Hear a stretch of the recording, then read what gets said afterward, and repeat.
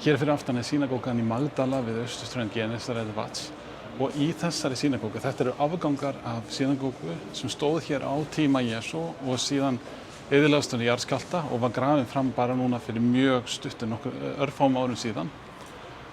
Og í þessari synagógu hefur sennilega Jesú setið og kennt. Hann ferðaðist allt svæði hérna og kenndi í synagógunum þeirra og þetta ein af þeim synagógum sem voru á svæðinu.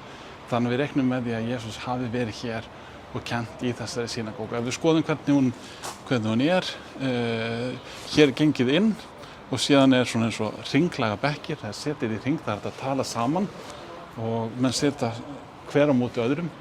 Þannig að einhverjir sitja hérna megin, aðrir þarna megin og síðan í synagógunni miðri.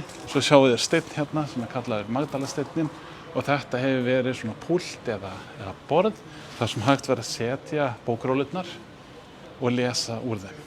Þannig að þarna stóðu menn þegar þeir lásu, til dæmis þegar Jesús stóð og las úr spádómsbók Jesaja í Nasaret, það er ekki hér, þá hefur hann sett bókrólluna á þetta borð og lesið þaðan og síðan sett rólluna aftur saman og ofan í krukku og síðan er hún þá verið geymd í hliðarherbergi og það er hægt að sjá hérna rústirnar líka af hliðarherberginu. Þannig að þetta er synagóga frá tíma Jesú eins og þær voru.